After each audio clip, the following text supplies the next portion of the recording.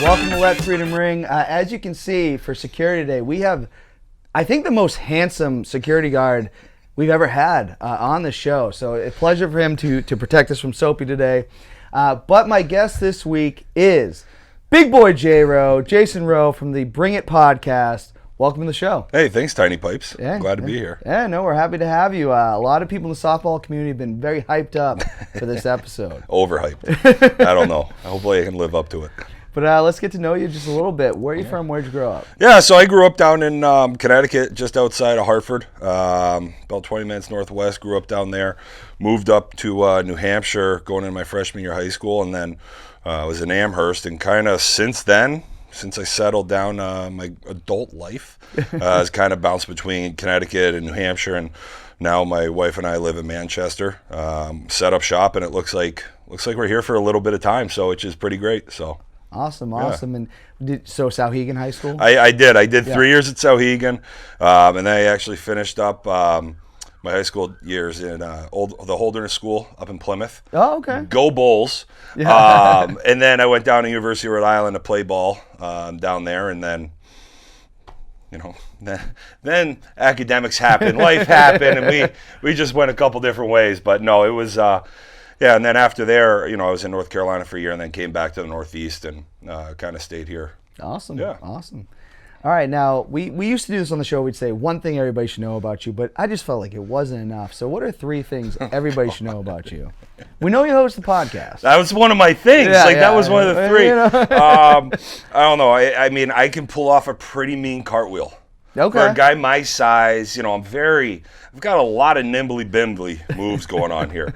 Oh my God, I've ran a half marathon. Okay. And I don't walk with a limp because I think I'm really cool. Yeah. I was run over by a car when I was 4. Oh my goodness. And I've got crushed nerve damage in my left leg. So actually it was funny. My wife was at the field the other night when we were playing softball, and her friend was like, "What? Well, he's walking with his swagger. Like, he's still got his swagger." And Amanda looks at her and says, "Julie, like, no, he can't flex his foot. Oh, like, that's God. how he just walks." So I don't know. I don't have anything over the top. But I like the fun things. Wait, so you're 4 years old when that I was happened? 4, yeah. So your parents must have been terrified. yeah, it was wild.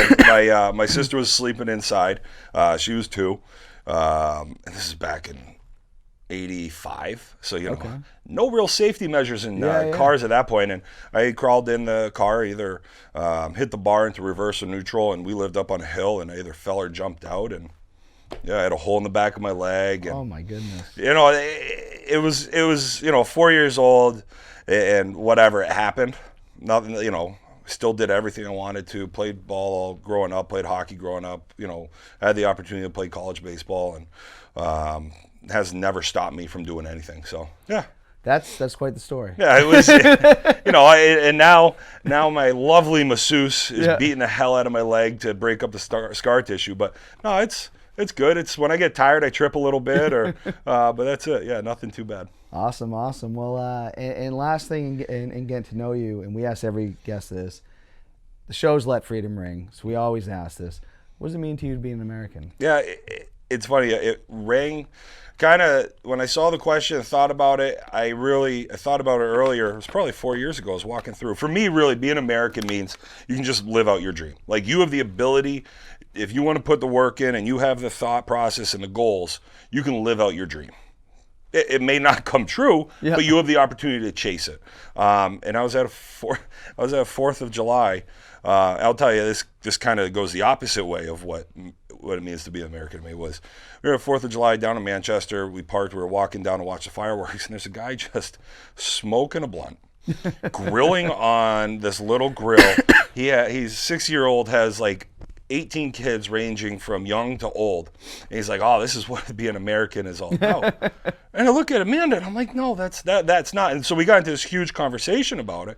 And it really is like the ability to, you can do that, I guess, and but it's the ability to go out, live your dreams, and pursue kind of what you think is your best course of action.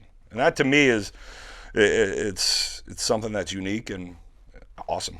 I like that answer. And now I think you have a little more freedom to if you want to indulge in marijuana, which is probably less harmful than some of the legal things that we already have. I've said it for years, and I'm not. It's not like I'm not a grower. I don't have. But like, I've always said, marijuana versus alcohol, weed is way better. Yeah. Because you don't have guys. You don't have the fights. You don't have the problems that come with alcohol. But alcohol pays a lot of people a lot of money, and you know how that goes. Well, capitalist society. And we did have Justin Savage on the show, and if you know his background, he talked a lot about that. So look that one up, because that was a good one. Let's get into current events, and I just want to briefly touch on this first one. We've had a lot of shootings in this country. San Jose, and I'm not gonna lie, I didn't look into a lot of the details of it. I kind of just looked at the headline because these are the headlines in our day-to-day life. But San Jose shooting leaves 9 dead. It was out of 2 separate buildings. Thoughts on that? And do we have a problem? Are guns a problem in this country? Wow, cool. Way to throw that loaded That's a tough one. Lap. That one hit home a little bit so I used to work for the San Jose Sharks. I worked for them for 9 years, so I have a lot of friends out in that area and a lot of people I know. So there's a problem. And not just that, mental health. Yeah, too. well, and that's how I think there's a problem in the fact of, yes, getting a gun is pretty easy. I don't know California's gun law, so don't at me. But the mental health piece of this is probably the bigger part of the question that isn't talked about. I know, was it last month was Mental Health Month, or maybe it's this month. I think it's this month, May. I think that's the bigger underlying thing. I think, and consistently still, the one piece of information I know is true is that there's been plenty of studies about, publicizing or promoting these types of violent crimes and these types of acts, and it's continuously on the front page. It's continuously on all the 14, 24-hour news channels, and there's some correlation there for sure. So it is it is good. It's a big headline, and the networks love to get that out there. I mean, I don't know what the answer is, and we debate that between my liberal friends, my conservative friends. I don't know what the answer is, but there's a problem. Mm-hmm. Like, I don't own a gun. Yeah. I won't. I don't know if I will or not own a gun. My wife, on the other hand, she's shot a bunch. Yeah. Just different types of families. But, my uncles, they have, so it all depends on your family, right? And how, I don't necessarily think guns are evil, because I can kill you with a bat. I can, if you want to kill somebody, I think you're going to find a way. But I think there are measures that should be taken, and I don't know, I'm sure I'll hear it shortly here, but assault rifles, do you really need one of those? I'm uncomfortable with anything that can take out a lot of people at one time. Mm-hmm. I don't think, you don't need that to kill a deer. And if you do need that, then you should probably not be a hunter. Yeah, you're a really bad hunter if you're missing that one. And I also think, because someone's like, yeah, they don't use that for hunting. Some people do. I go, doesn't that take out that's like having a shaved bat in softball. Well, there you go. Like, it's fun to, I'm sure it's fun to shoot. I'm sure, like, you get one of these big 50 cals too that you're never really going to have. Yeah. I'm sure they're just fun to shoot. Yeah. Just like, I've never swung a shaved bat, but that sounds like fun, because I'd love to just see a ball get launched. Yeah. But that's it, is there is some enjoyment in that piece, but, I don't know. What's the regulation? How do you regulate everything? And I think the underlying piece is there should be certain checks done. You're still going to be able to get them on the black market, just like any drug or anything that is illegal, you're going to be able to get.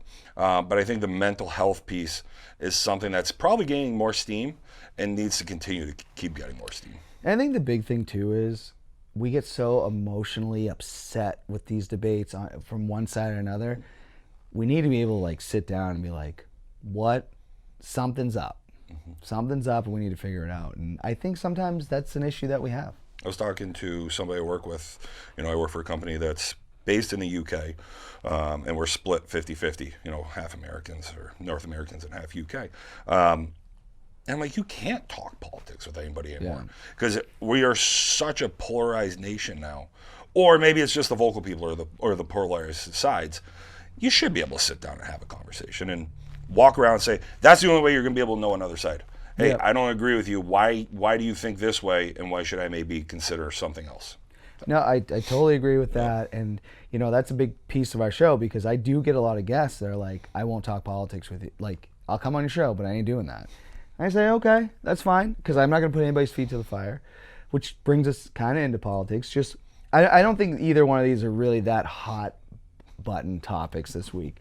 But Donald Trump accused by, I don't know if you remember Arlen Specter, the senator, really went in, you know, he was very upset about the Eagles losing the Super Bowl. Spygate came out in 2007, so he really wanted a serious investigation. Now Trump is being accused of trying to pay Arlen Specter at the time, good friend of Robert Kraft. Is this just like a slow news day? I was saying this to Remedy Softball, you know, Jim, because he sent it to me, and I said, "Is slow news day like that?" You know, should we care? Do we? I mean, just for the entertainment piece of it alone, do we just miss Trump a little bit in office? like just for the constant, like, what's he saying now? Yeah.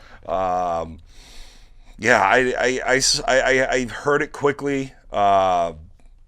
I don't know. I don't even know. It's got to be a slow one. Yeah. Like that's it. What? It's the weekend before Memorial Day. Isn't that something like, hey, maybe if this is true, somebody's getting out in front of it. Let's just sweep it under the rug a little bit before 3-day weekend. Everybody goes out and has a weekend. Yeah, like I don't know. Is it just like, hey, keep the Patriots in? It just was very bizarre.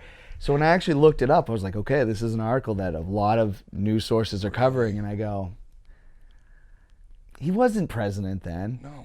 And I don't think I still don't believe he's that rich. So that investigation, though, the fact that there was actually money spent by Congress on a Super Bowl championship is absolutely, that one blew my mind back in the day. I remember seeing that and just, I lost it. I'm going to say this right in the camera, Justin. Spygate, Deflategate, crap.